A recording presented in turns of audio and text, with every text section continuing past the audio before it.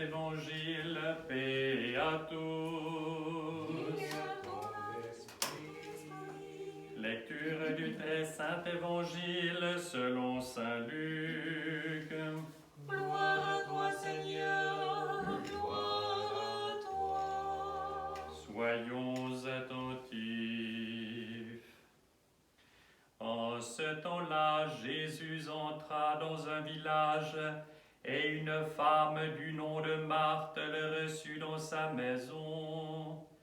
Elle avait une sœur appelée Marie qui, s'étant assise aux pieds du Seigneur, écoutait sa parole.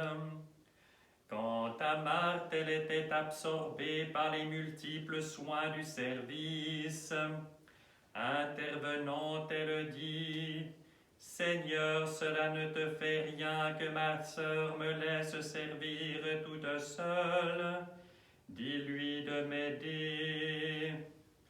Mais le Seigneur lui répondit: Marthe, Marthe, tu t'inquiètes et tu t'agites pour beaucoup de choses. Une seule pourtant est nécessaire. C'est Marie qui a choisi la meilleure part, elle ne lui sera pas enlevée. Or, comme il parlait ainsi, une femme éleva la voix du milieu de la foule et lui dit: Heureuses les entrailles qui t'ont porté et les mamelles qui t'ont allaité. Mais il répondit: Heureux plutôt ceux qui écoutent la parole de Dieu et qui la gardent. Gloire à toi, Seigneur, gloire à toi.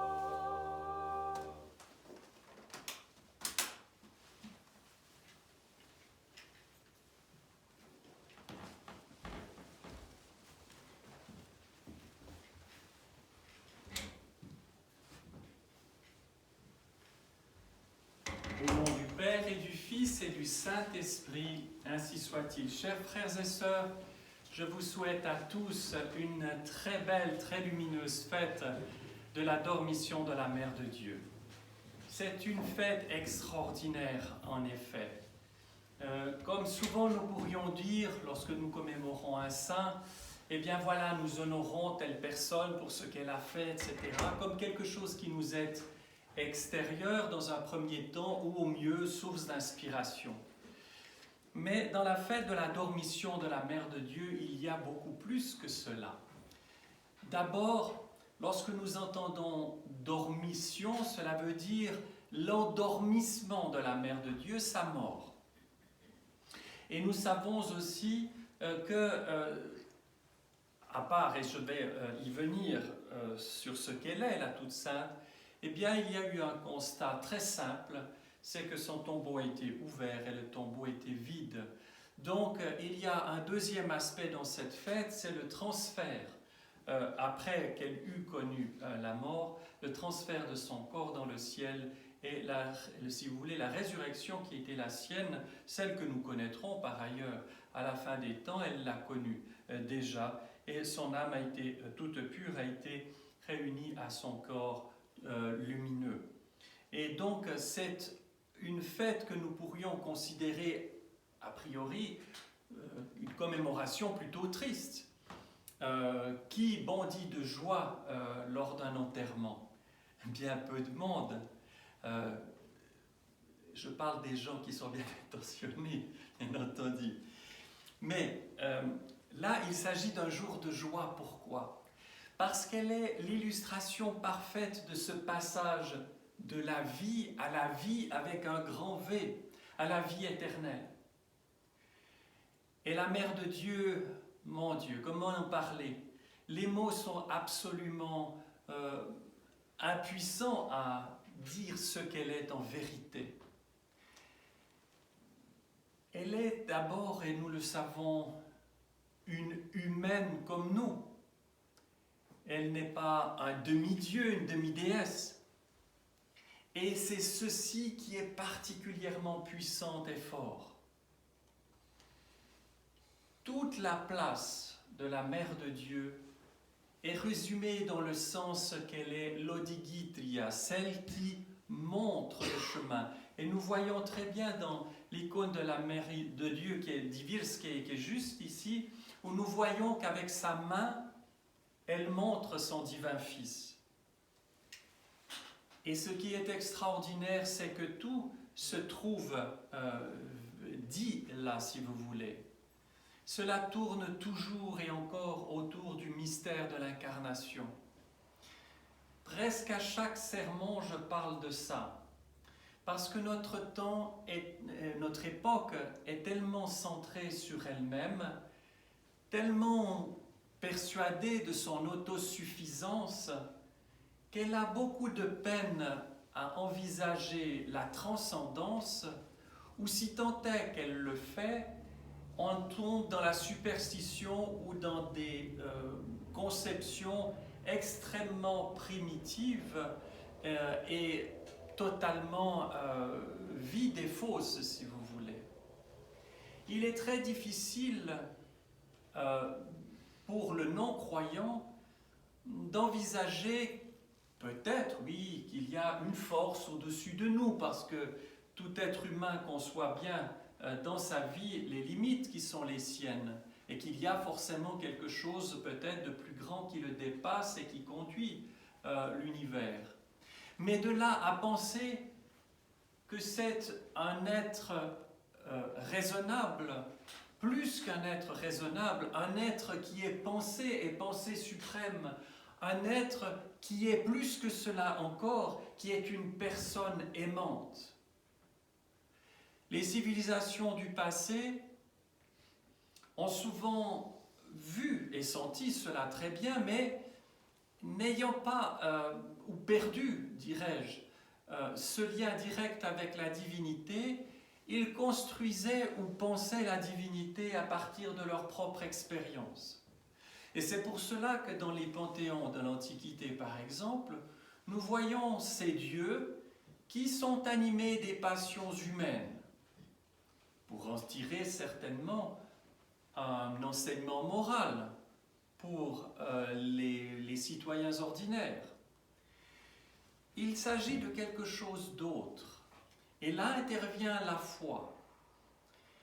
Et la foi ne se construit pas, et j'insiste beaucoup là-dessus, sur une construction de raisonnement, mais sur une expérience. Nous savons bien que l'expérience de l'amour n'est pas un théorème mathématique. Les sceptiques diront, oui, il y a des choses qui se passent au niveau chimique, etc. Peut-être bien, parce que l'amour n'est pas quelque chose qui se cantonne dans le cœur, dans le cerveau, etc. Tout notre être est impliqué, bien entendu, la physiologie intervient. Mais il ne s'agit pas de cela. Il s'agit d'une expérience qui est extérieure à nous d'abord. Je le désire peut-être, mais je ne décide pas d'être amoureux, tac, comme ça. C'est quelque chose qui est de l'ordre du mystère, qui se manifeste, qui se donne. Et dans ce qui est de la réalité de la transcendance, c'est du même ordre. Je peux aimer parce que j'ai été aimé d'abord par quelqu'un d'extérieur à moi. J'en ai parfois parlé de cet aspect-là aussi. Eh bien, et je ne vais pas m'étendre plus avant là-dessus parce que ce n'est pas le sujet d'aujourd'hui, mais cet amour si grand de Dieu s'est manifesté aux hommes.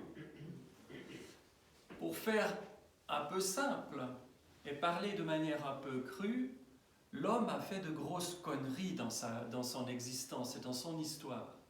Il a rompu ce lien d'amour, de transparence, d'immédiateté à Dieu qu'il avait reçu au moment de sa création.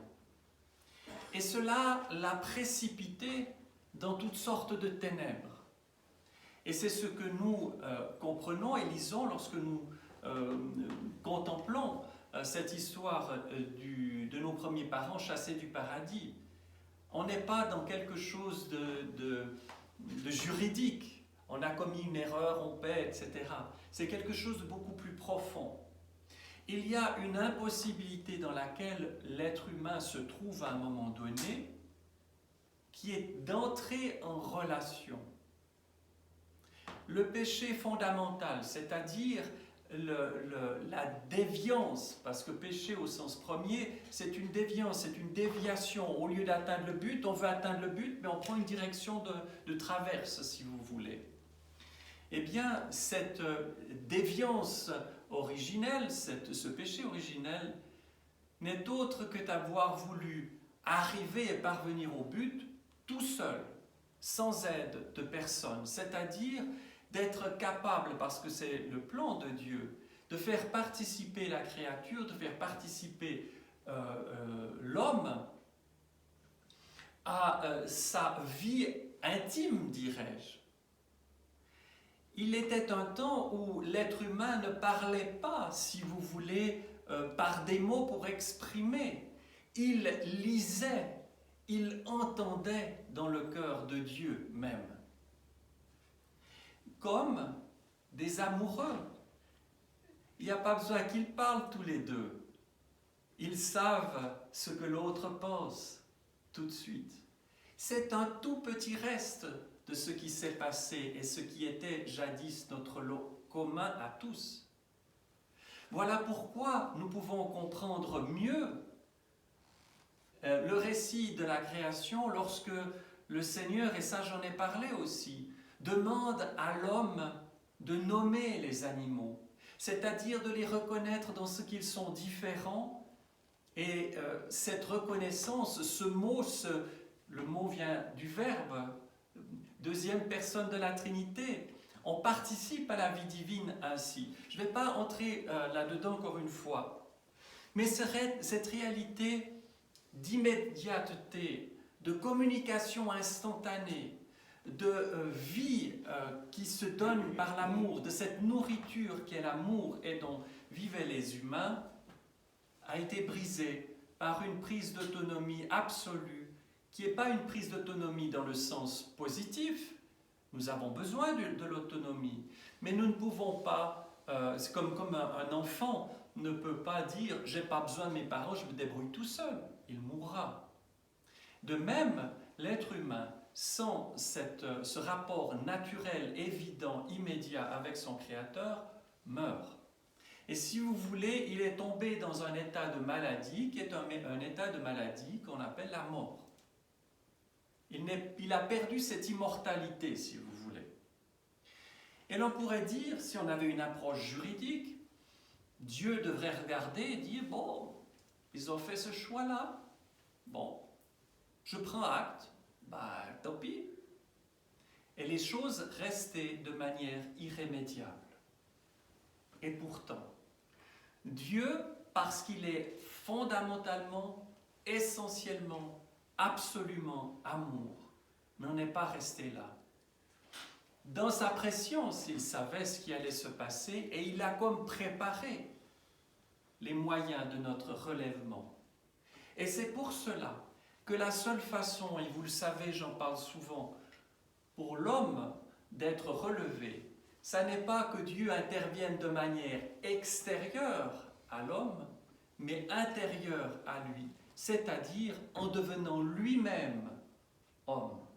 Et c'est ce mystère de l'incarnation. Et c'est une préparation multiséculaire. Et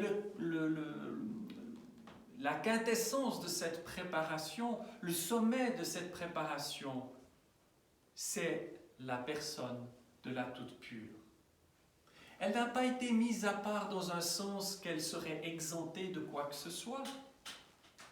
Elle est toute pure parce qu'elle est restée ainsi. Il y a une partie en elle qui fait le choix de la vie absolument. Et la Mère de Dieu a été le réceptacle, si vous voulez, ce réceptacle de la divinité. Dieu est venu habiter en elle. Et elle a conçu. Et c'est ce que l'on appelle, c'est ce que nous disons lorsque nous disons qu'elle a conçu du Saint-Esprit. Ce n'est pas une sorte de truc trucs de fantaisie, c'est très concret. L'ombre du Très-Haut reposera sur toi. Et c'est pour ça que le Christ n'est pas juste un super-homme ou, encore une fois, une sorte de demi-dieu ou que sais-je, un grand prophète. Il est le Dieu homme. Le Christ est vrai Dieu et vrai homme. Elle lui a donné toute l'humanité et le Verbe a habité en elle. Et c'est ce qui est la clé véritablement de notre relèvement, parce que le Christ est parfaitement Dieu, parfaitement homme, sans mélange. Nous ne pouvons pas saisir le fond du fond, parce que notre esprit est bien trop limité pour concevoir une semblable chose. Et pourtant, nous le constatons. C'est pour ça que le Christ a pu relever des morts des gens. C'est pour ça qu'il est ressuscité. Pas parce que quelqu'un d'extérieur l'a ressuscité, mais parce qu'il est le maître de la vie et de la mort. C'est pour ça que désormais les portes de l'enfer sont brisées, que les enfers ne peuvent pas retenir les humains. Et c'est ce que nous contemplons sur l'icône de la résurrection. Et la Mère de Dieu a suivi les étapes de la vie de son divin Fils. Elle est d'une discrétion extraordinaire. Ça n'est pas quelqu'un qui parle. Elle ne tient pas des discours. Et dans l'Évangile, oui, il y a les noces de Cana, c'est vrai, où là, elle est même très directive. Elle est une présence. Elle est un témoin. Elle ne dit pas le comment de ce qui lui est arrivé. Elle en témoigne par sa puissance de prière et d'amour. Et elle s'est ainsi manifestée toujours. Après l'ascension, elle était là aux côtés des apôtres. Elle savait que, comme toute vie humaine arrivant à son terme, elle devrait quitter cette terre. Elle attendait cela, rejoindre son divin Fils. Et elle s'y est préparée. Et les apôtres ont été autour d'elle. Nous lisons les détails du récit de la dormition dans le Synaxaire. Je vous invite à aller y jeter un œil, ou même plus que ça, à méditer ce très beau texte. Mais le Seigneur nous montre, si vous voulez, ce qu'est le lien filial. Sur la croix, alors qu'il est juste avant de rendre le dernier soupir, la toute sainte est là au pied de la croix avec le disciple bien-aimé, Saint Jean. Il a une pensée pour sa mère. Il la confie au disciple bien-aimé comme il confie le disciple bien-aimé à sa mère. Et nous voyons là, tout d'un coup, émerger de manière tout à fait manifeste le rôle de la Mère de Dieu pour l'Église. Parce que l'apôtre Jean représente le collège apostolique, ceux qui ont posé les bases de l'Église, et ainsi jusqu'à nos jours. Donc, à travers le disciple bien-aimé, c'est l'Église, c'est nous qui sommes confiés à la Mère de Dieu. Et l'expérience des croyants à travers les siècles et jusqu'à présent, et jusqu'à la fin des temps, est tout à fait claire. Et nous le connaissons par notre expérience personnelle. Combien de fois la Mère de Dieu n'est-elle pas intervenue lorsque nous l'avons invoquée pour nous délivrer de tels malheurs? Combien de fois, en mère bienveillante, elle ne nous a pas secourus, elle ne nous a pas corrigés aussi et remis sur le droit chemin. Nous avons la mère que le Seigneur nous a donnée et qui nous a donné le jour, et nous avons ce formidable, extraordinaire intercesseur dans le ciel. Et ce qui est très beau, et je terminerai par là, chers frères et sœurs, c'est que le Seigneur, dans sa bonté, n'a pas juste à travers le mystère de l'incarnation rétabli la situation telle qu'elle était avant la chute. Il a fait mieux, beaucoup mieux. L'être humain, et la Mère de Dieu est le chef de file, si vous voulez, l'être humain, par le mystère de l'incarnation, et plus que ça, quand le Christ monte à l'ascension, retourne au ciel, il ne retourne pas en tant que Dieu en laissant l'humanité se débrouiller. L'humanité, le Christ est vrai Dieu et vrai homme, reste unie à la divinité. Et c'est pour cela que nous comprenons l'hymne si belle que nous chantons tant de fois dans la journée, toi plus vénérable que les chérubins et incomparablement plus glorieuse que les séraphins. Ça n'est pas une formule littéraire, ça correspond à la réalité. L'humanité déchue a été aimée, guérie, pardonnée, libérée, et elle est assise maintenant à la droite de Dieu. Et par notre baptême, cela nous concerne aussi. La vie divine coule en nous quand nous communions, quand nous nous unissons au Christ lui-même, en communion au corps et au sang du Christ. La vie divine coule en nous. Et ce miracle se réalise. Et nous sommes encore en chemin. Elle nous montre le chemin. Elle n'est pas, si elle était Dieu, on dit oui, elle est Dieu. Non, elle est comme nous. Et c'est pour cela que c'est un message extraordinaire d'espérance pour le monde. Dans un monde qui a ces difficultés que nous connaissons, ayons confiance, ne désespérons pas, même dans les temps difficiles, parce que Dieu nous aime tant qu'il ne nous abandonnera jamais et nous donnera toujours les moyens de traverser et de transformer les épreuves que nous avons à vivre. Au nom du Père et du Fils et du Saint-Esprit, ainsi soit-il.